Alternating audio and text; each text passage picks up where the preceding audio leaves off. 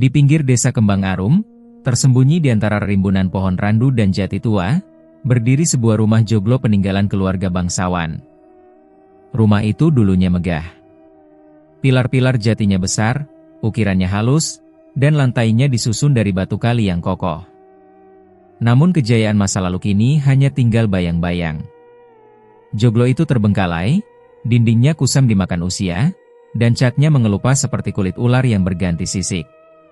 Gentengnya bolong-bolong, membuat cahaya matahari menetes lewat celah-celah, dan ketika hujan turun, air mengalir deras menimpa lantai berdebu, menimbulkan suara gemericik yang aneh, seperti bisikan samar dari dalam rumah itu. Warga desa menamai tempat itu Joglo Kandang Bubrah. Nama yang lahir bukan sekadar dari rupa reotnya, melainkan dari kisah-kisah kelam yang diwariskan dari mulut ke mulut. Bagi orang luar desa, rumah itu mungkin hanya terlihat sebagai bangunan tua biasa, tapi bagi warga Kembang Arum, ia adalah penanda kutukan. Di halaman belakang Joglo, berdiri sebuah kandang reot. Terbuat dari kayu jati lapuk, beberapa bagiannya sudah patah, miring, dan nyaris rubuh.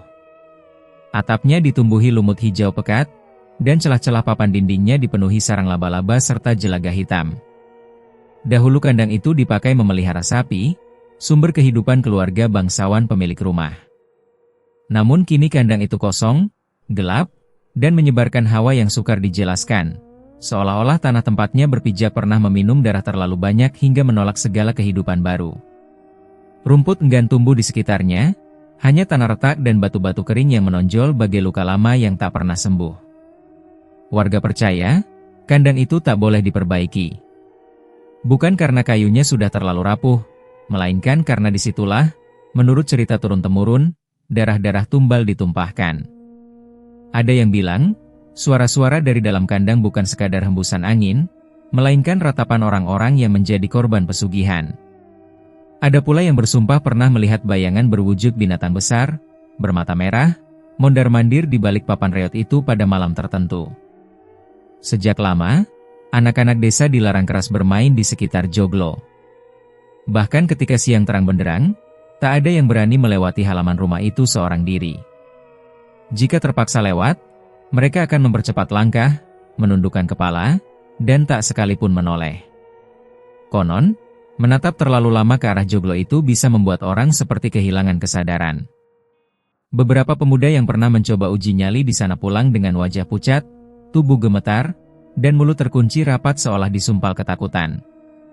Salah seorang tetua desa, Mbah Karto, sering memperingatkan. Joglo kui omah wong gede sing wis ora ana. Sing ana saiki mung roh-roh lan perjanjian sing ora eso diputus. Sopo wae nyentuh kandang bubrah, bakal nyeret getih keturunane dewe. Joglo itu rumah orang besar yang sudah tidak ada. Yang tersisa hanyalah roh-roh dan perjanjian yang tak bisa diputus. Siapapun yang menyentuh kandang bubrah, akan terseret darah keturunannya sendiri. Kata-kata itu bukan sekadar nasihat, melainkan peringatan yang diukir dalam ingatan warga. Malam-malam di sekitar Joglo selalu berbeda dari tempat lain di desa.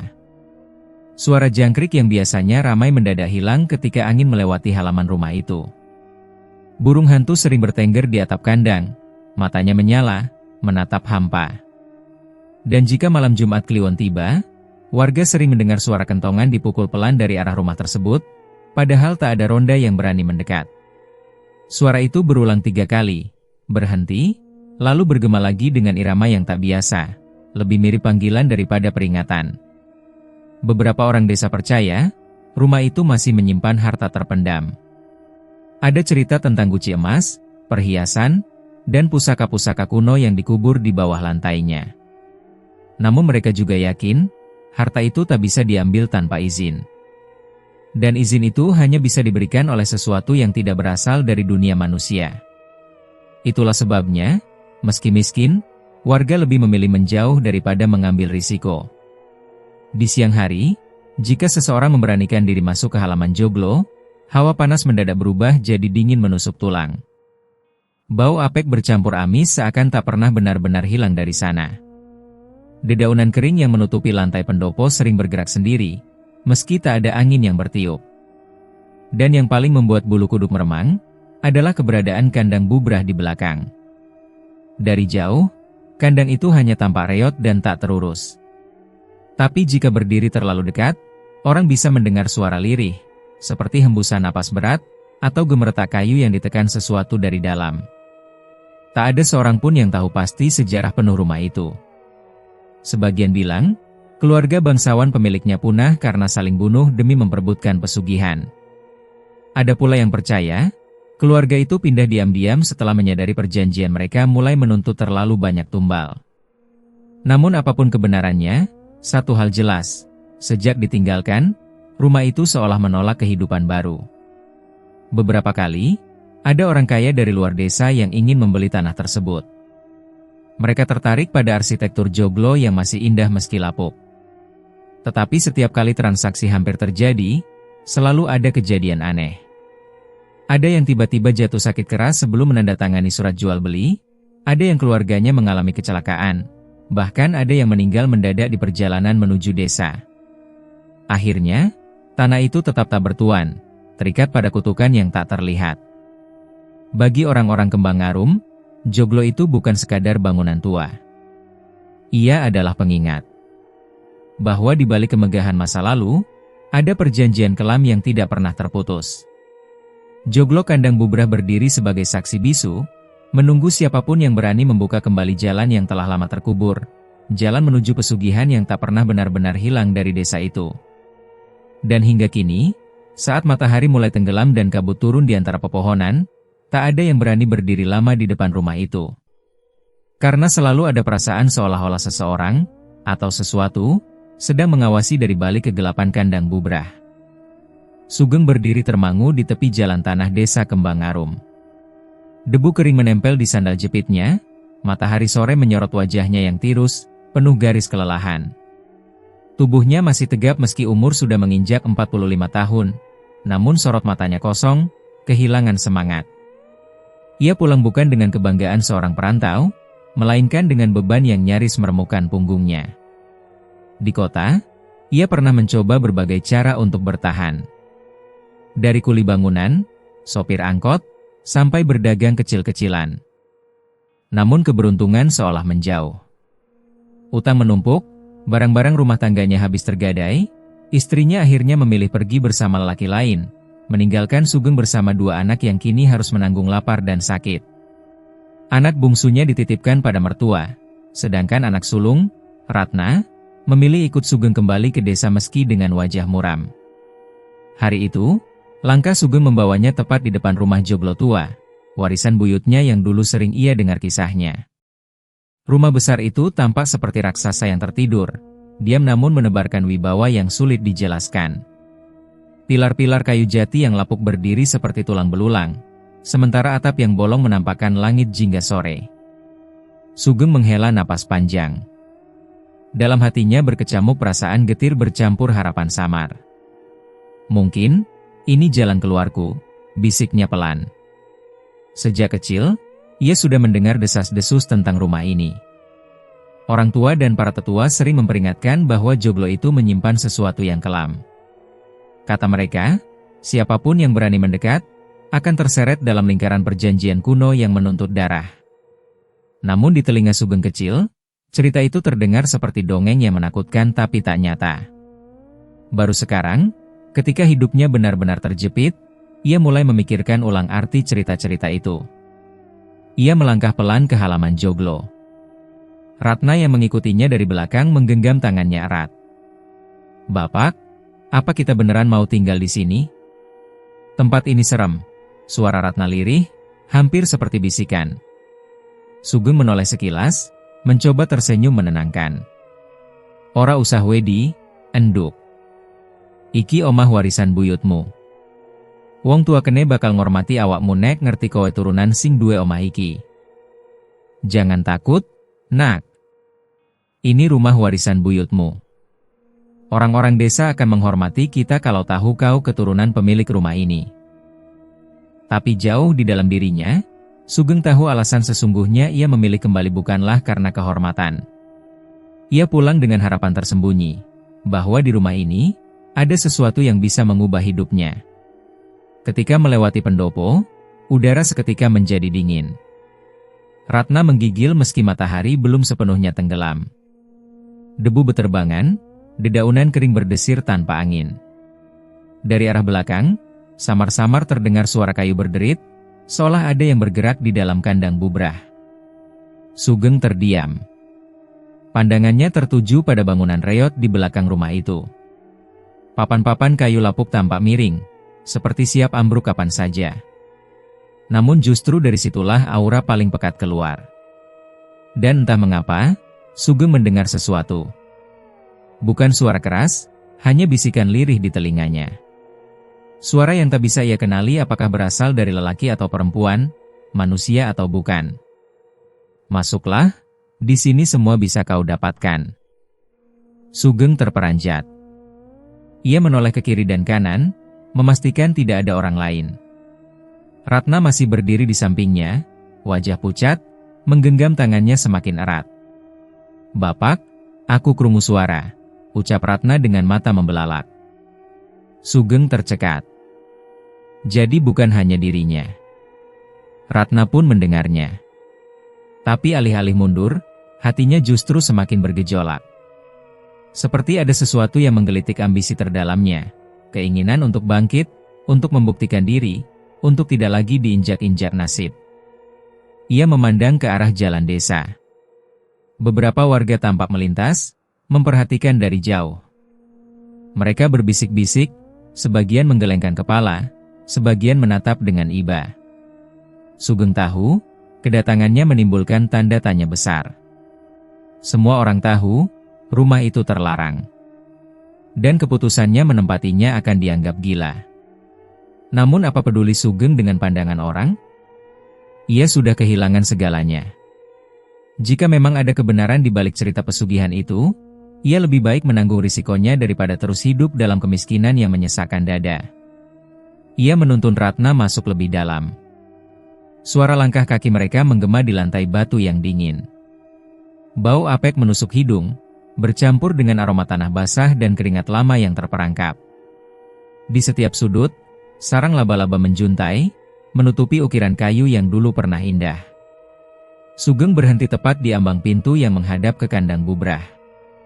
Pandangannya tak lepas dari bangunan reot itu. Ada sesuatu yang memanggil, menarik, sekaligus menantang. Dalam hati ia berbisik lirih, jika benar ada pesugihan di sini, aku akan menemukannya. Ratna menatap wajah ayahnya yang keras. Ada ketakutan di matanya, tapi juga keputusasaan yang sama. Ia tak lagi bertanya. Hanya berdiri diam, tahu bahwa apapun yang terjadi, jalan pulang sudah tertutup. Sore itu, matahari tenggelam lebih cepat dari biasanya. Langit berubah kelabu, angin bertiup kencang, dan di antara derit kayu rumah tua, Sugeng merasa seolah-olah joglo itu menyambut kedatangannya. Dengan cara yang hanya bisa dipahami oleh mereka yang siap menukar sesuatu yang paling berharga. Malam itu, suasana desa Kembang Arum terasa lebih senyap dari biasanya. Angin hanya berhembus lirih, membawa bau tanah lembab setelah hujan sore. Dari balik pepohonan randu, suara burung malam terdengar sesekali, seolah memberi tanda bahwa ada sesuatu yang tak biasa sedang terjadi. Di dalam joglo tua, Sugeng duduk bersila di lantai berdebu. Lampu minyak kecil menyala redup, bayangannya menari-nari di dinding kayu yang mulai lapuk. Ratna sudah tertidur pulas di sudut ruangan, tubuhnya meringkuk dengan selimut tipis. Namun pikiran Sugeng masih berkelana. Pandangannya terus mengarah ke pintu belakang, ke arah kandang bubrah yang samar-samar terlihat dari celah papan. Ada dorongan kuat dalam dirinya untuk keluar dan menatap lebih lama bangunan reot itu. Dorongan yang sulit ia pahami, seolah ada magnet yang menarik hatinya. Ketika malam semakin larut, terdengar suara ketukan pelan di pintu depan. Tok, tok, tok. Sugeng sempat terkejut. Siapa yang datang malam-malam begini? Dengan langkah hati-hati, ia berjalan menuju pintu dan membukanya. Di luar berdiri seorang lelaki tua dengan tongkat kayu di tangan kanan. Rambutnya putih, tubuhnya agak bungkuk, namun matanya masih tajam. Dialah Mbah Karto, Tetua desa yang paling disegani sekaligus paling dihormati karena pengetahuannya tentang sejarah Kembang Arum. "Enderek lebet, Bok Menawanggih? Boleh saya masuk?" ujar Mbah Karto dengan suara berat namun bergetar. Sugeng buru-buru mempersilakan, meski wajahnya masih penuh tanda tanya. "Monggo, Embah. Dalam sederhana, tapi jenengan selalu saya hormati." Mbah Karto melangkah perlahan, tongkatnya mengetuk lantai setiap kali ia maju. Matanya menyapu ruangan, berhenti lama pada arah kandang bubrah yang tampak dari balik pintu belakang. Tarikan napasnya terdengar berat. Akhirnya ia duduk bersila di depan Sugeng. Suasana hening beberapa saat, hanya suara jangkrik di luar yang mengisi ruang kosong. Lalu ia mulai bicara. "Nak Sugeng," suara Mbah Karto pelan, namun tegas.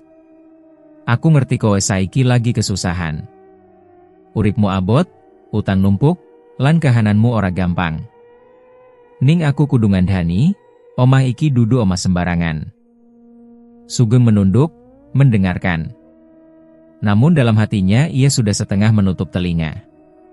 Mbah Karto melanjutkan, "Joglo iki, lan utamane kandang bubrah iku, dadi panggonan sing wis suwe kanggo perjanjian. Dudu perjanjian karo manungsa, tapi karo makhluk sing ora katon. Sapa wae sing nyentuh, sing ngurusi, utawa sing nekat ngetoke isi kandang iku, mesti bakal mbayar. Lan sing mbayar ora mung awakmu, Nak Sugeng, nanging getih keturunanmu." Kalimat itu menggantung di udara. Sugeng merasakan bulu kuduknya meremang. Namun di saat yang sama, ada rasa kesal yang tumbuh. Ia tahu maksud Mbah Karto baik, tapi pikirannya sudah dipenuhi keinginan untuk bangkit. "Embah," jawab Sugeng perlahan, "aku ngerti jenengan kuatir. Tapi jenengan uga ngerti piye rekasane wong urip kaya aku. Wong miskin ora duwe dalan metu. Wong kere ora ana sing endeleng. Yen mung krungu dongeng keturunan, nganti kapan aku kudu menahan perut kosong?" Mbah Karto menggeleng pelan. Sorot matanya tajam menusuk, seolah ingin menembus batin Sugeng. "Anak lan putu iku luwih larang regane tinimbang apa wae. Ojo nganti kowe ngorbanake masa depane mung kanggo mbayar keserakahan sing sekejap." Namun Sugeng tertawa hambar. Tawanya pahit, seperti seseorang yang sudah terlalu sering kalah. "Keserakahan, Embah? Apa yen wong pengin urip luwih becik, iku keserakahan? Aku mung pengin Ratnalan adike ora urip sengsara kaya aku. Nek kudu mlebu omah iki kanggo goleki dalan, aku bakal mlebu." Mbah Karto menundukkan kepala, suaranya bergetar. "Kowe isi durung ngerti, Nak. Pesugihan iku ora mung janji harta. Nanging janji sing kudu ditebus nganggo jiwa. Aku wis weruh dhewe kepiye wong-wong sadurunge. Kabeh pada teka karo niat becik, arep nggawa kesejahteraan. Nanging sing bali mung tangisan lan mait sing ora iso tenang."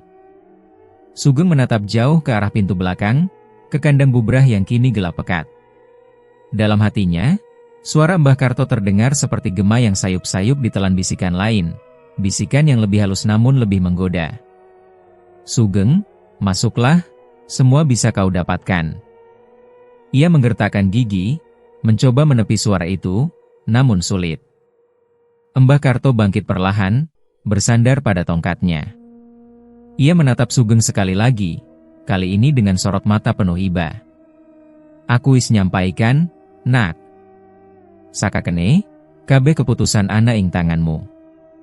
Ning elinga, nek kowe nekat, sing mbayar ora mung awakmu, nanging wong-wong sing paling kowe tresnani." Sugeng hanya mengangguk pelan, pura-pura menyimpan kata-kata itu dalam hati. Namun begitu Mbah Karto keluar, wajahnya berubah dingin. "Aku wis kesel dadi pecundang. Nek kudu ngadepi setan, aku bakal ngadepi. Kemiskinan luwih medeni tinimbang makhluk apa wae," gumamnya lirih. Di luar, angin malam berhembus lebih kencang, membuat daun-daun randu bergesekan, menimbulkan suara seperti bisikan panjang. Dan dari arah kandang bubrah, terdengar bunyi kayu berderit, seolah-olah tempat itu sedang menunggu jawaban Sugeng. Malam pertama Sugeng dan Ratna di rumah Joglo datang lebih cepat dari yang ia duga. Begitu matahari tenggelam, suasana desa Kembang Arum berubah drastis. Siang yang ramai dengan suara anak-anak bermain dan ayam berkokok berganti dengan kesunyian yang tebal, seolah semua kehidupan sengaja menarik diri ketika gelap mulai menutup langit. Di ruang utama joglo, hanya ada sebuah lampu minyak kecil yang diletakkan di atas meja reot. Cahayanya kuning redup, bergetar tiap kali angin malam masuk melalui celah-celah dinding. Bayangan ukiran kayu di tiang-tiang joglo tampak bergerak-gerak, kadang membentuk wajah, kadang seperti tangan yang hendak meraih. Sugeng duduk bersandar pada salah satu pilar besar, matanya menatap langit-langit. Dari sela genteng yang pecah, ia bisa melihat bintang-bintang yang berkerlip di kejauhan. Namun keindahan itu tak mampu menghapus perasaan tertekan yang merayapi dadanya. Ratna meringkuk di sudut ruangan dengan selimut tipis, tubuhnya bergetar. Ia mencoba memejamkan mata, tapi setiap kali angin bertiup, ia tersentak. "Pak, aku orai eso turu," bisiknya lirih. Sugeng menoleh, berusaha tersenyum menenangkan. "Ora usah wedi, enduk. Iki mung omah tua." Suara-suara sing kowe rungokke iku mung angin. "Tidak usah takut, nak. Ini hanya rumah tua. Suara-suara yang kau dengar itu cuma angin." Namun bahkan dirinya sendiri tidak sepenuhnya yakin dengan kata-kata itu. Tak lama kemudian, terdengar bunyi tok, tok, tok, dari kejauhan. Suara kentongan. Awalnya pelan, lalu berulang 3 kali. Sugeng mengernyit. Kentongan biasanya tanda ronda malam. Tapi setahunnya, warga desa Kembang Arum tidak pernah berani melewati halaman joglo, apalagi malam-malam begini. Suara kentongan itu berhenti. Digantikan dengan keheningan yang justru lebih mencekam. Lalu, suara lain muncul. Drap, drap, drap. Drap kaki sapi.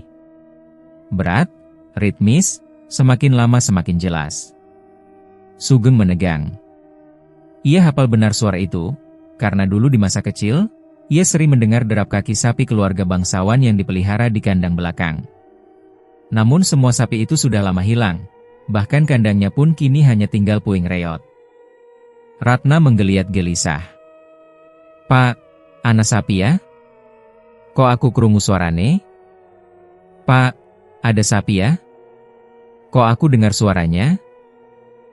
Sugeng tidak menjawab. Jantungnya berdegup keras. Bau aneh mulai memenuhi ruangan. Bukan sekadar bau apek rumah tua, tapi aroma amis menyengat, seperti darah segar yang baru ditumpahkan. Bau itu semakin pekat, membuat tenggorokan kering dan perutnya mual. Ia berdiri perlahan, berjalan menuju pintu belakang. Langkahnya berat, namun rasa penasaran bercampur kegelisahan mendorongnya untuk tetap maju. Lampu minyak di tangan bergetar, cahayanya menari-nari, memantulkan bayangan yang semakin membuat suasana menyeramkan. Saat ia tiba di ambang pintu, matanya langsung tertuju pada kandang bubrah. Bangunan reot itu tampak berbeda malam ini. Bukan hanya sekadar kayu lapuk dan atap lumut. Seluruh kandang seakan bergetar pelan, seperti ada sesuatu di dalamnya yang ingin keluar. Papan-papannya berderit, pintu yang diganjal batu bergerak sendiri sedikit demi sedikit. Sugeng menelan ludah. Jari-jarinya gemetar saat menggenggam lampu minyak. Ia bisa merasakan bulu kuduknya berdiri. Dan di tengah keheningan, tiba-tiba terdengar suara napas berat dari arah kandang. Panjang, dalam, seperti tarikan dada makhluk besar yang sedang menahan diri. Ratna yang mengikuti dari belakang hanya bisa bersembunyi di balik tubuh ayahnya. Matanya berkaca-kaca, bibirnya bergetar tanpa suara. Kemudian, Sugeng melihatnya. Dari celah papan kandang yang renggang, muncul sepasang cahaya merah. Bukan cahaya lampu, bukan pantulan. Itu adalah mata. 2 bola mata merah menyala, menatap lurus ke arah Sugeng tanpa berkedip. Tatapannya tajam, menusuk, seolah menembus kulit dan tulang, langsung ke jantung. Sugeng terpaku. Tubuhnya kaku, tak mampu bergerak. Keringat dingin mengalir di pelipis. Mata itu tidak hilang, tidak bergerak. Hanya menatap. Menunggu. Lalu, pintu kandang berderit lebih keras. Batu yang mengganjalnya bergeser, seakan didorong dari dalam. Suara kayu patah terdengar pelan, dan bersama itu, bau amis darah semakin menusuk hidung, bercampur dengan hawa busuk yang membuat dada sesak. Ratna menjerit tertahan, menutup wajahnya dengan tangan. "Pak! Ayo mlebu. Ojo delok meneh. Pak! Ayo masuk. Jangan lihat lagi." Tapi Sugeng justru melangkah setengah maju, lampu minyak di tangannya hampir terjatuh. Dalam kepalanya, ada suara lain, samar, namun jelas. "Sugeng, iki dalanmu. Aja wedi. Omah iki kanggo kowe. Sugeng, ini jalanmu. Jangan takut. Rumah ini untukmu." Ia terhuyung, hampir mendekat lebih jauh, sebelum akhirnya Ratna menarik lengan bajunya dengan sekuat tenaga. Sugeng tersadar, menoleh ke wajah putrinya yang penuh air mata. Hatinya bergejolak. Antara ketakutan, keinginan, dan kasih sayang pada anaknya yang masih memegang tangannya erat. Dengan napas tersengal, ia mundur perlahan, menutup pintu belakang dengan terburu-buru. Lampu minyak diletakkan kembali di atas meja, cahaya bergetar semakin hebat. Dari luar, suara derap kaki sapi terdengar sekali lagi, lalu berhenti mendadak. Hening.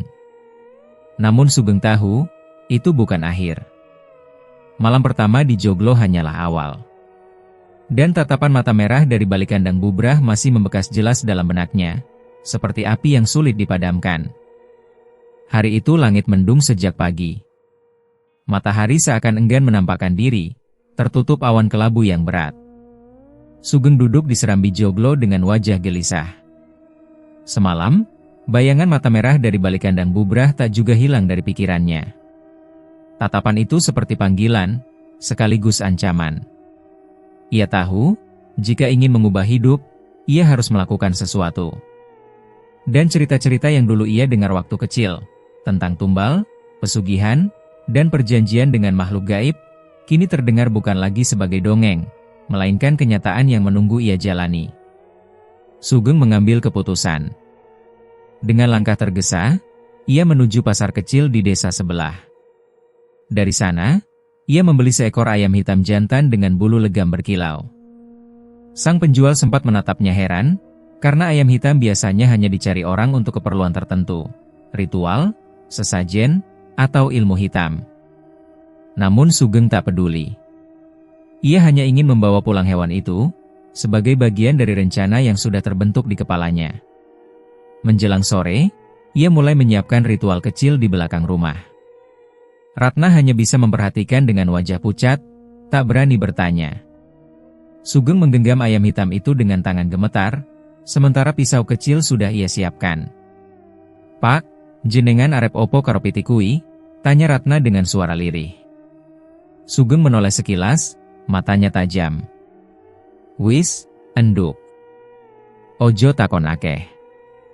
Kabeh iki kanggo masa depanmu." Ratna tak lagi berani bicara. Ia hanya memeluk dirinya sendiri, berdiri di kejauhan, menatap ayahnya yang kini melangkah ke arah kandang bubrah. Langkah Sugeng terasa berat, tapi dalam hatinya ada keberanian nekat yang muncul dari keputusasaan. Ia berdiri tepat di depan pintu kandang yang reot, lalu mengangkat ayam hitam itu tinggi-tinggi. Dengan satu tarikan napas, ia menggorok leher ayam, darah segar memancar, mengalir deras menetes ke tanah di depan kandang. Saat darah pertama jatuh, udara seketika berubah. Angin berhenti berembus. Suara burung malam hilang. Seluruh desa seperti terdiam. Sugeng memercikkan darah ayam ke tanah, membiarkannya meresap. Dan seketika itu juga, tanah bergetar halus, semakin lama semakin kuat. Papan-papan kandang berguncang, menimbulkan suara derit panjang yang membuat telinga sakit. Dari sela-sela celah papan, asap hitam pekat merembes keluar, membumbung tinggi, melingkar-lingkar bagai ular. Bau amis darah bercampur belerang menusuk hidung, membuat Sugeng hampir muntah. Ratna menutup mulutnya, menahan jeritan. Dari dalam asap, terdengar suara langkah berat. Drap, drap, drap. Suara itu jauh lebih dahsyat daripada derap kaki sapi yang sempat mereka dengar malam sebelumnya. Tanah bergetar setiap kali langkah itu terdengar, seolah bumi tak sanggup menahan bobot makhluk yang sedang muncul. Lalu, sosok itu terlihat. Mula-mula bayangan besar membentuk wujud. Kepulan asap semakin menebal, dan dari dalamnya muncul kepala raksasa berbentuk kerbau dengan tanduk melengkung panjang ke atas. Matanya menyala merah, lidahnya menjulur menjilat darah ayam yang tercecer. Tubuhnya besar, berotot, dipenuhi bulu hitam lebat, dan setiap hembusan napasnya terdengar seperti gemuruh petir. Sugeng terbelalak, kakinya hampir tak sanggup berdiri. Namun ia tak bergeming. Suara makhluk itu akhirnya terdengar, berat, bergema, seolah keluar dari perut bumi. Kowe sing wani ngundang aku? Kau yang berani memanggilku? Sugeng menelan ludah, dadanya sesak. Tapi ia mengangguk. Iya, aku, Sugeng. Aku pengin uripku berubah. Aku pengin sugih, duwe harta, ora diremehke maneh. Makhluk itu mendengus, suara napasnya keras seperti terompet perang. Sugih, kabeh wong kepengin sugih. Nanging kowe ngerti regane? Sugeng terdiam, tangannya mengepal. Aku ngerti, aku kudu mbayar. Aku ora wedi. Makhluk itu tertawa. Tawa panjang, bergema, membuat seluruh kandang bubrah bergetar. Papan-papan reot itu beradu, menimbulkan suara retakan seperti tulang patah. Asap hitam makin pekat, menutup langit sore, membuat seolah malam tiba lebih cepat. Bayarane dudu awakmu, Sugeng. Nanging getih keturunanmu. Anakmu, putumu, kabeh bakal dadi tumbal. Kandang iki kudu tetep bubrah, ora iso dibangun maneh. Amarga ingkene nyawa ditukar karo harta. Ratna yang sejak tadi menyaksikan dari kejauhan langsung menjerit. Pak! Ojo ditampa. Iki setan, Pak! Namun Sugeng hanya menutup telinganya. Ia menatap sosok raksasa itu dengan mata yang penuh nekat. Aku rela. Asal uripku berubah. Asal aku ora sengsara maneh. Suara makhluk itu menggelegar, kali ini terdengar seperti nyanyian kutukan. Janji wis kowe ucapke. Wiwit saiki, uripmu ora bakal podo maneh. Nanging elinga, Sugeng, saben berkah sing kowe tampa, ana getih sing kudu milik kanggo mbayar. Tiba-tiba, sosok raksasa itu mengangkat kepalanya, mengeluarkan tawa panjang. Tawa itu bergema ke seluruh desa, membuat anjing-anjing menyalak bersahutan, ayam berkokok panik, dan orang-orang terbangun dari tidurnya dengan perasaan gelisah tanpa tahu sebabnya. Sugeng berdiri terpaku, keringat bercucuran, namun hatinya anehnya terasa lega. Seolah beban hidupnya sudah diangkat. Ia percaya, sejak malam itu, hidupnya akan berubah.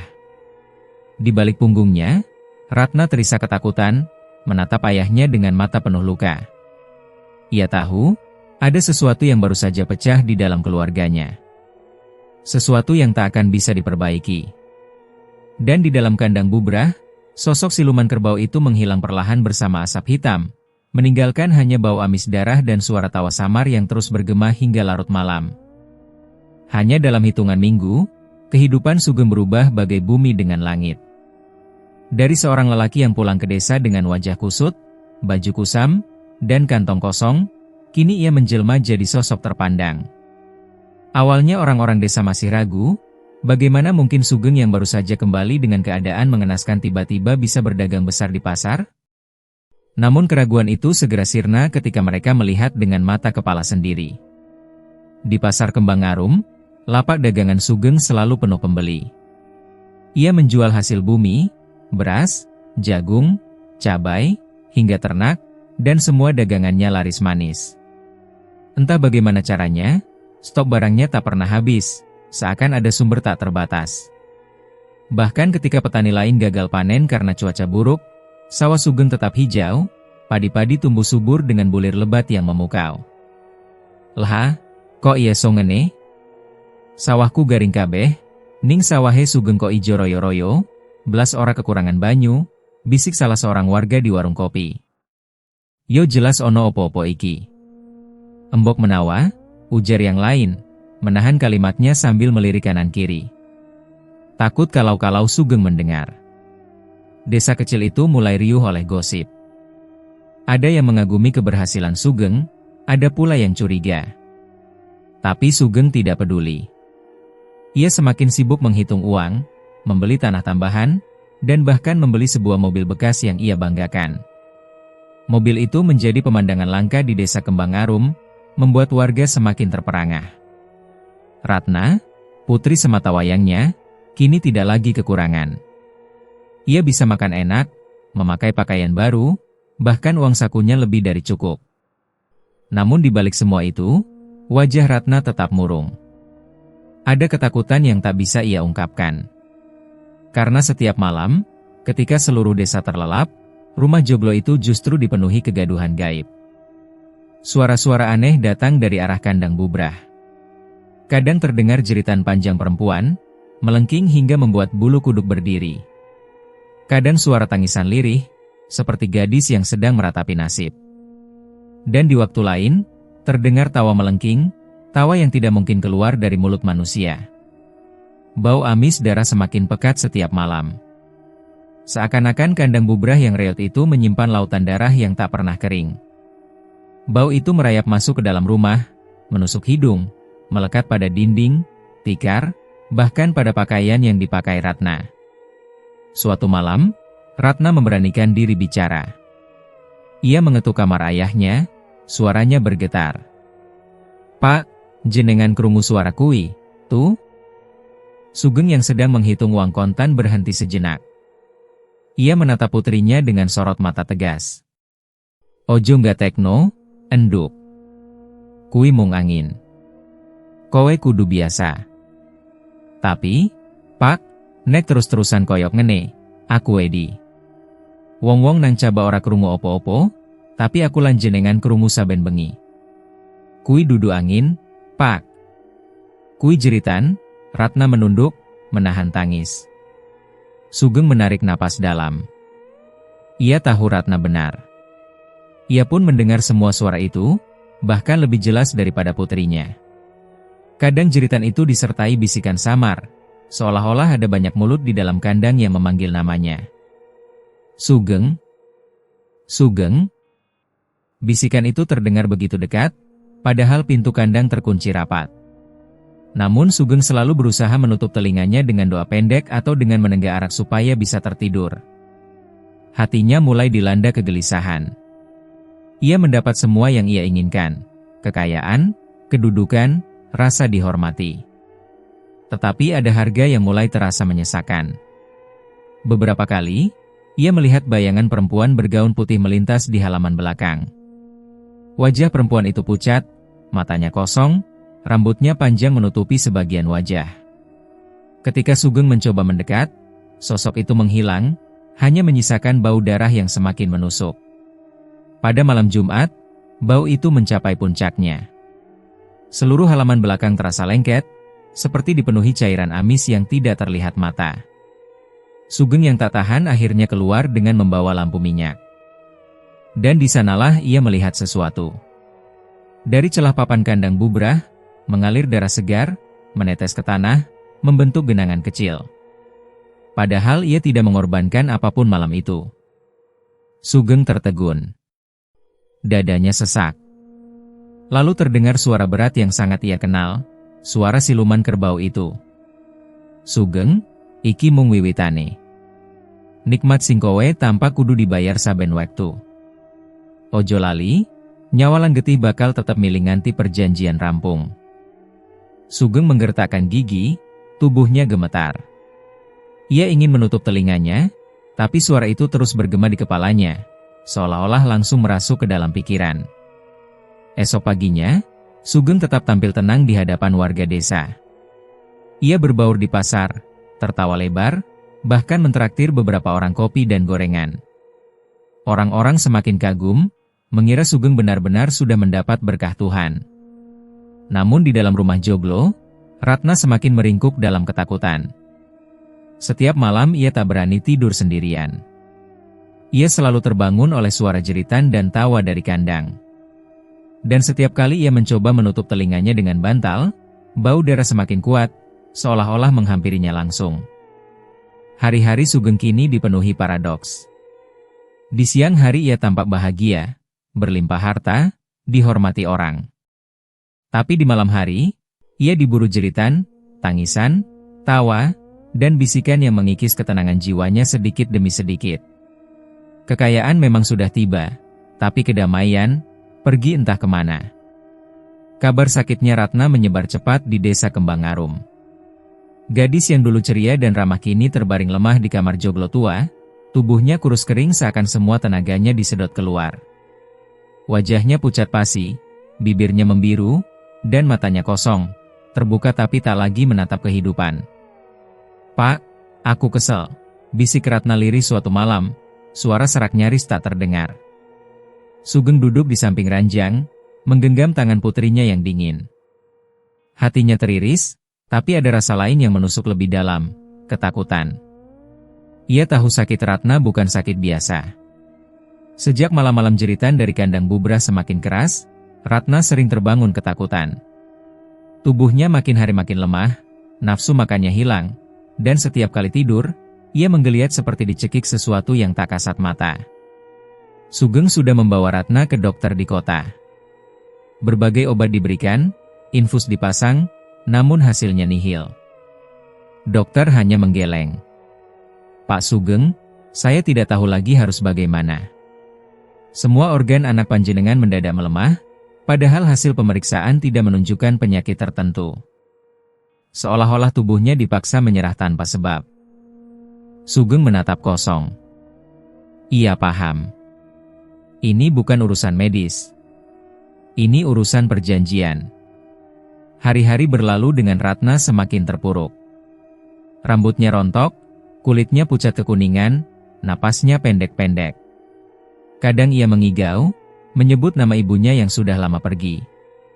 Kadang ia menangis tanpa suara, air matanya jatuh membasahi bantal lusuh.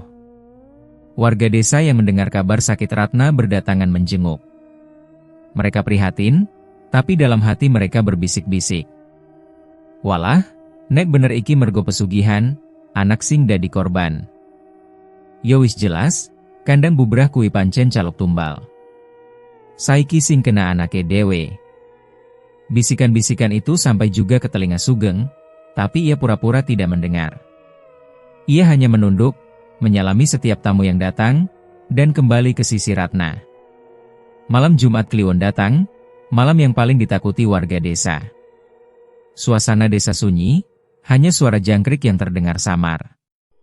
Di dalam rumah joglo, Ratna terbaring dengan napas terengah-engah. Sugeng duduk di sampingnya, wajahnya basah oleh keringat dingin. "Pak," suara Ratna parau. "Aku Edi, Pak, ana sing nunggu aku ing cabakono." Matanya melirik ke arah jendela, ke arah kandang bubrah yang samar terlihat dalam gelap. Sugeng menahan tangis. Ia memeluk putrinya erat-erat. "Ojo Wedi, enduk. Bapak ana ing kene. Bapak ora bakal ninggal kowe." Tapi kata-kata itu hampa. Detik berikutnya, tubuh Ratna tersentak, matanya terbelalak sebentar, lalu perlahan terpejam. Napasnya terhenti. Tubuhnya kaku. Sugeng terdiam, menolak percaya. Ia mengguncang-guncang tubuh Ratna. "Ratna, ayo tangi, enduk. Ojo ninggal ke bapak. Ratna a." Teriakannya menggema di dalam joglo tua. Tangis pecah, mengguncang dinding-dinding rapuh rumah warisan itu. Saat jenazah Ratna hendak diangkat keluar untuk dimandikan, sesuatu terjadi. Pintu kandang bubrah yang reot itu bergerak sendiri. Kayu lapuknya berderit keras, lalu terbuka perlahan. Dari dalam kandang, keluar suara tawa panjang, berat, dan bergema, seolah berasal dari dasar bumi. "Hahaha, Suara itu membuat semua orang yang hadir merinding. Beberapa warga yang ikut melayat langsung pucat pasi, sebagian ada yang mundur ketakutan. Itulah tumbalnya, bisik seorang nenek tua yang berdiri di pojok halaman. Bisikan itu cepat menyebar, dan warga lain saling pandang dengan wajah ngeri. Sugeng mendongak, matanya merah, tangannya mengepal. Di satu sisi, hatinya remuk kehilangan anak sulung yang paling ia cintai. Namun di sisi lain, ada bisikan halus dalam dirinya yang mengatakan, "Iki pancen wis resikone. Kowe ora bisa mundur saiki. Kekayaan wis ana ing tanganmu. Ora ana gunane nyesel." Tangisnya berubah jadi rengekan lirih. Ia memeluk tubuh Ratna yang dingin, sementara di kejauhan, pintu kandang bubrah masih terbuka, dan bayangan hitam besar tampak samar di balik gelap. Ratna dimakamkan esok harinya. Suasana desa muram, banyak yang menangis, tapi lebih banyak lagi yang bergidik ngeri. Mereka tak berani mengucap lantang, namun dalam hati semua sudah tahu, Sugeng telah menyerahkan putrinya sebagai tumbal pertama pesugihan kandang bubrah. Sugeng berdiri di tepi liang lahat, wajahnya kusut, tangannya gemetar. Ia menatap tanah yang perlahan menutup tubuh anaknya. Air matanya jatuh bercampur dengan tanah merah. Namun di balik tangisan itu, ada senyum getir yang hanya ia sendiri yang paham. Ia telah kehilangan Ratna. Tapi ia tidak bisa, atau tidak mau, melepaskan harta yang kini ia nikmati. Dan di langit senja, samar-samar terdengar lagi suara tawa itu, menggema di telinga Sugeng, seakan mengingatkan, perjanjian belum selesai, tumbal baru saja dimulai. Sejak Ratna dimakamkan, rumah joglo peninggalan leluhur itu semakin terasa berat, seakan-akan udara di dalamnya dipenuhi kabut yang tak kasat mata. Sugeng seringkali duduk sendiri di pendopo, namun hatinya gelisah. Suara malam di sekeliling rumah tidak lagi terdengar wajar. Jangkrik dan burung malam seperti enggan bersuara. Angin yang berhembus selalu membawa aroma anyir, seperti darah yang baru saja mengering. Pada malam pertama setelah pemakaman, Sugeng terbangun dari tidur karena suara isak tangis lirih. Suaranya halus, hampir tak terdengar, namun cukup jelas menusuk ke dalam telinga. Ia bangkit, menyalakan lampu minyak, lalu melangkah ke pendopo. Di sanalah ia melihatnya. Ratna. Putrinya berdiri kaku di tengah pendopo, mengenakan baju terakhir yang ia pakai sebelum meninggal. Rambutnya panjang tergerai, menutupi sebagian wajah pucatnya. Bahunya berguncang pelan, seperti tengah menangis, meski tak ada suara keluar dari bibirnya. Hanya air mata yang mengalir deras, menetes ke lantai kayu yang sudah lapuk. Ratna, suara Sugeng tercekat. Ia melangkah pelan, ingin mendekati sosok itu. Namun setiap kali ia melangkah maju, tubuhnya terasa berat, seakan ada tangan-tangan tak terlihat yang menahan kakinya. Sosok Ratna perlahan menoleh, menyingkap sebagian wajahnya. Mata kosong itu menatap lurus ke arah Sugeng, membuat darahnya berdesir. Bukan tatapan kasih, melainkan tatapan penuh kecewa dan marah. "Kenapa, enduk? Bapak ora pengin kowe ngalami iki. Iki kabeh kanggo masa depan," Sugeng berbisik, suaranya bergetar. Namun sosok itu tak menjawab. Hanya diam, lalu tubuhnya memudar, hilang begitu saja, meninggalkan aroma bunga melati yang menusuk hidung. Sugeng terduduk di lantai. Tangannya gemetar, peluh dingin membasahi lehernya. Ia tahu, arwah anaknya belum tenang. Ratna menuntut. Malam-malam berikutnya, teror kian menjadi. Kadang Sugeng mendapati suara langkah kecil berlari-lari di lorong rumah, suara yang dulu biasa ia dengar ketika Ratna bermain. Tapi setiap ia mencari, tak ada siapa-siapa. Kadang ia mendengar suara batuk Ratna, pelan tapi jelas, seolah berasal dari kamarnya yang kini kosong. Namun teror paling menyeramkan datang dari arah kandang bubrah. Suatu malam, ketika angin bertiup kencang, Sugeng keluar dengan membawa kemenyan. Ia menyalakan api kecil, berharap asap kemenyan bisa menetralkan hawa buruk yang terus menghantui rumah. Bau harum bercampur dengan wangi bunga 7 rupa yang ia tabur di sekitar halaman. Tapi tak lama kemudian, bau harum itu ditelan sesuatu yang lebih kuat. Bau busuk bangkai menyengat dan menusuk hidung. Sugeng tersedak, hampir muntah. Ia menoleh ke arah kandang bubrah, dan saat itu jantungnya hampir berhenti berdetak. Di dalam kandang, duduk sosok perempuan dengan tubuh rusak parah. Wajahnya hancur, kulitnya koyak penuh darah mengering. Matanya melotot tajam, menatap langsung ke arahnya. Sugeng tertegun, tak mampu bergerak. Ia mengenali sosok itu. Bukan Ratna, melainkan arwah perempuan lain. Entah siapa, tapi jelas ia adalah salah satu korban tumbal yang pernah ditelan kandang bubrah. Sosok itu tidak bersuara. Hanya duduk diam, namun tatapannya penuh dendam. Kedua tangannya berlumuran darah, seperti baru saja merenggut nyawa seseorang. "Siapa? Siapa kowe?" gumam Sugeng, nyaris tak terdengar. Arwah itu tiba-tiba menegakkan tubuh, lalu berdiri perlahan. Gerakannya kaku, seolah tulang-tulangnya sudah patah. Dari mulutnya keluar suara rintihan panjang, bercampur dengan jeritan yang membuat bulu kuduk Sugeng berdiri. "Ah." Suara itu menggema, membuat kaca jendela joglo bergetar. Lampu minyak di tangan Sugeng padam begitu saja. Dalam kegelapan, hanya ada suara napas berat arwah itu, semakin lama semakin dekat. Sugeng mundur tergesa, hampir terjatuh. Ia kembali masuk rumah, menutup pintu dengan tubuh gemetar. Namun meski pintu sudah terkunci rapat, bau busuk itu tetap merayap masuk, memenuhi seluruh ruang rumah. Malam itu, Sugeng tak bisa tidur. Ia hanya duduk di pojok ruangan, menggenggam kepala dengan wajah penuh ketakutan.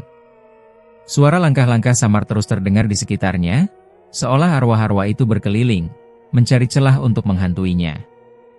Hari-hari berikutnya, keadaan semakin tak terkendali. Orang-orang desa yang lewat depan joglo mulai enggan menoleh. Mereka sering mendengar suara perempuan menangis dari dalam rumah, padahal jelas Sugeng tinggal seorang diri. Ada pula yang melihat bayangan putih berdiri di jendela kamar Ratna. "Joglo iku saiki pancen keba arwah nesu," kata Mbah Karto pada beberapa warga yang berani membicarakannya. "Arwah sing durung tenang, lan tumbal-tumbal lawas sing saiki pada bali caluk balas." Namun Sugeng tak peduli. Meski hatinya diliputi teror, ia tetap bertahan. Ia mencoba menenangkan diri dengan menaburi bunga, membakar kemenyan, bahkan mengundang orang pintar dari desa tetangga. Tapi tak ada yang bisa melawan kekuatan siluman kandang bubrah. Setiap malam, Sugeng makin terhimpit. Antara rasa bersalah, rasa takut, dan ketamakan yang mengikatnya dalam perjanjian. Harta terus mengalir, tapi setiap kepingan uang seakan dibayar dengan jeritan arwah yang menjerat batinnya. Dan suatu malam, Sugeng terbangun karena suara langkah kaki pelan di kamarnya. Ia menoleh, dan di ujung ranjang, Ratna berdiri lagi. Rambut panjang menutupi wajahnya, tubuhnya membungkuk, tangannya menunjuk ke arah kandang bubrah.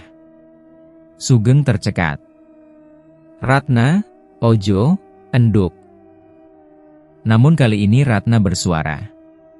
Suaranya lirih, serak, tapi jelas. "Bapak, Wiswayahe." Tubuhnya lalu lenyap, meninggalkan Sugeng yang ketakutan setengah mati. Sugeng sudah tak sanggup lagi. Sejak kematian Ratna, sejak suara-suara arwah bergentayangan di pendopo, batinnya hancur. Setiap malam ia tak pernah bisa tidur nyenyak.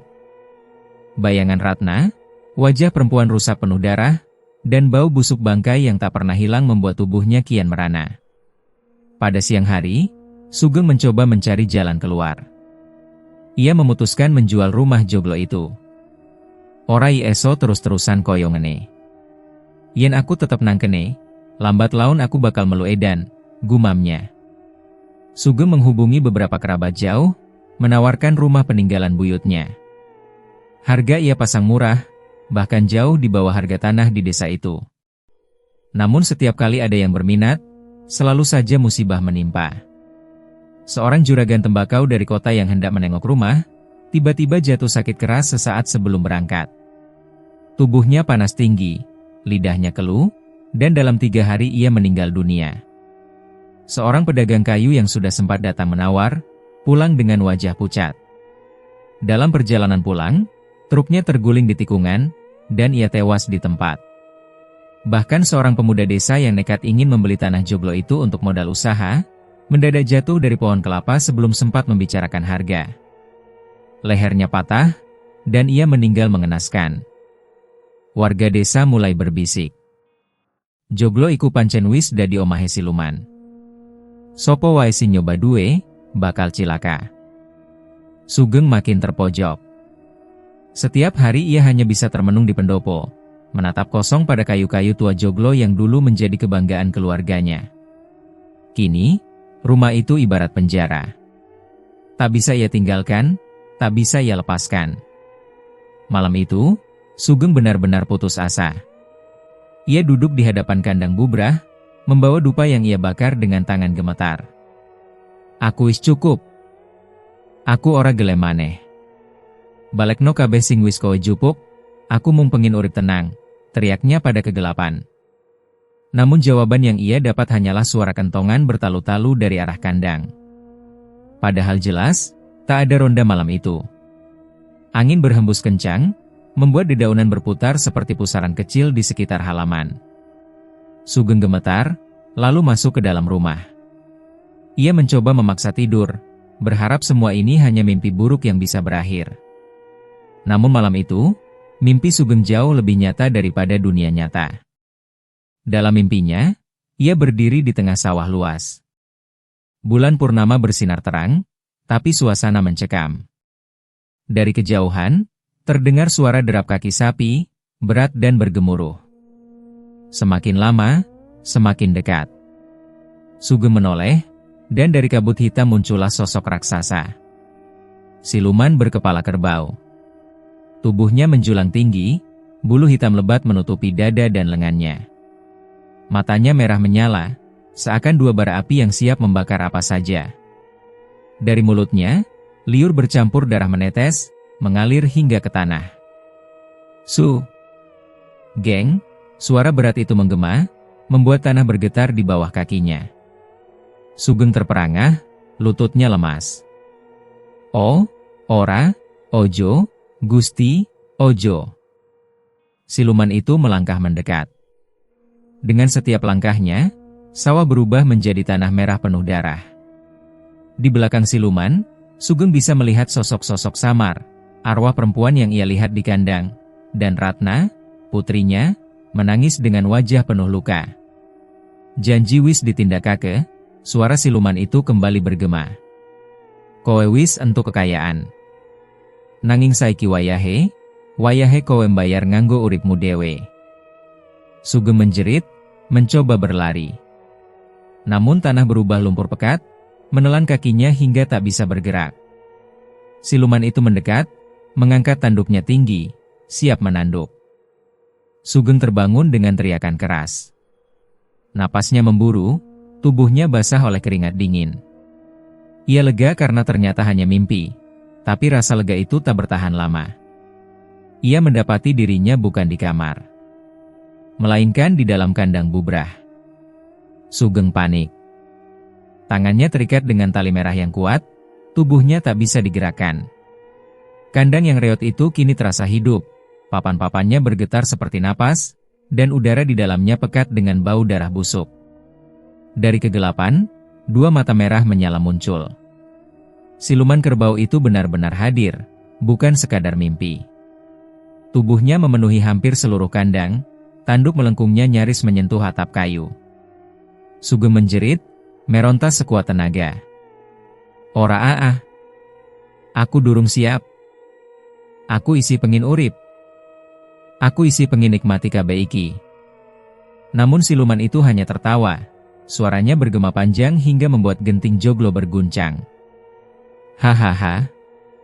Sugeng, janji orai eso dibatalake. Kowe sing ngucap, kowe sing nyembelih ayam, kowe sing nerima harta. Saiki giliran musing dadi bagian saka kandang iki. Dari mulut siluman, darah segar menetes, jatuh ke tanah dan berubah menjadi asap hitam. Asap itu melilit tubuh Sugeng, semakin lama semakin erat, seperti ular raksasa yang mencekik. Sugeng menjerit sampai suaranya serak.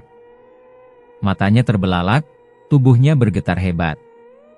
Dalam pandangan kabur, ia melihat Ratna berdiri di pojok kandang. Mata putrinya kosong, namun dari bibirnya keluar satu kata lirih. "Bapak." Air mata Sugeng mengalir deras. Penyesalan membanjiri hatinya, tapi sudah terlambat. Ia tahu, tak ada lagi jalan keluar. Siluman itu menunduk, wajah kerbaunya mendekat tepat di depan Sugeng. Napasnya busuk, bercampur bau darah yang menusuk. "Saiki, Sugeng, kowe dadi bagian saka kandang iki." Selawase, dan gelap menelan segalanya. Pagi itu, desa digemparkan oleh kabar mengerikan. Seorang warga yang lewat di dekat rumah Joglo, bernama Sastro, mencium bau busuk yang menusuk hidung. Bau itu begitu kuat, bercampur dengan hawa amis darah yang tak wajar. Semakin ia mendekat, semakin perutnya mual. Dengan langkah hati-hati, ia menelusuri halaman Joglo yang sudah lama dianggap angker. Rumput liar menjalar, dinding Joglo tampak kusam, dan di kejauhan terlihat kandang reot berdiri diam, seakan menantang siapapun yang berani mendekat. Ketika Sastro mengintip ke dalam kandang bubrah, ia langsung jatuh terduduk. Matanya terbelalak, wajahnya pucat pasi. Lidahnya keluh, tak mampu berteriak. Di sana, tubuh Sugeng terbujur kaku. Namun bukan seperti mayat biasa. Tubuhnya seolah menyatu dengan kayu-kayu kandang. Lengan kirinya terjepit di antara papan, sementara wajahnya menempel di tiang bambu yang lapuk. Matanya melotot, membeku dalam ekspresi ketakutan luar biasa. Mulutnya terbuka seakan ingin berteriak, namun tak pernah keluar suara. Yang lebih mengerikan, kulit tubuhnya tampak membusuk tak wajar. Ada bagian yang menghitam seperti terbakar, ada pula yang seakan dagingnya terkoyak dari dalam. Seolah tubuh Sugeng bukan hanya mati, melainkan direnggut sesuatu yang tak kasat mata. Sastro menutup mulut, menahan muntah. Ia bangkit, berlari sekencang mungkin, dan segera memberitahu warga desa. Tak butuh waktu lama, halaman Joglo dipenuhi orang-orang yang berkerumun, meski sebagian besar hanya berani melihat dari kejauhan. "Ya Allah, Gusti," bisik seorang ibu tua, menutup wajah dengan kain jarik. "Wis tak kandhani, omah iku dudu omah biasa. Saiki Sugeng sing dadi tumbale," ucap Mbah Karto, suara tuanya berat dan penuh penyesalan. Beberapa pemuda desa mencoba memberanikan diri mendekat untuk mengevakuasi tubuh Sugeng. Namun setiap kali mereka berusaha menarik jasad itu, papan-papan kandang seolah mengerat lebih kuat, menelan tubuh Sugeng sedikit demi sedikit. Seakan kayu itu hidup, menolak dilepaskan.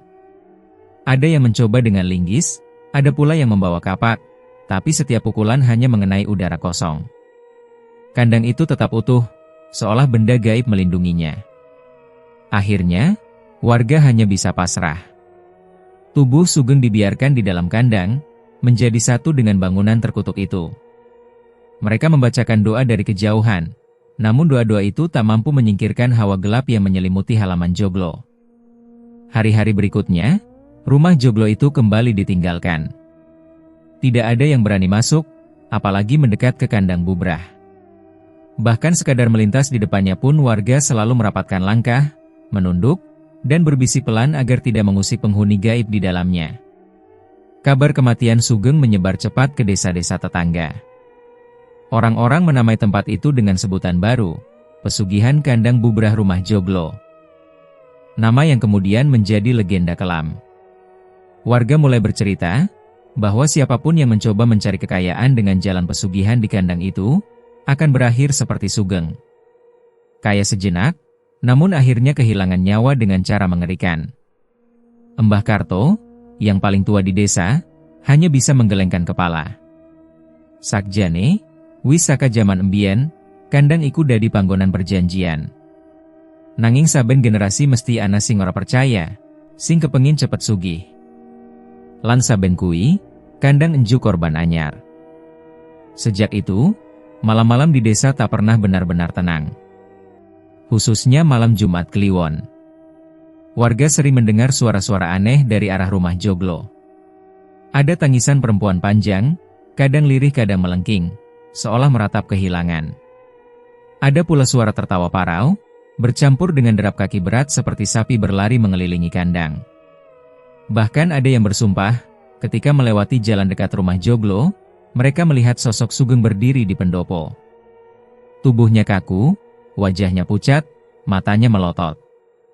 Namun begitu ditegakkan pandangan, sosok itu lenyap, hanya menyisakan bau anyir menusuk hidung.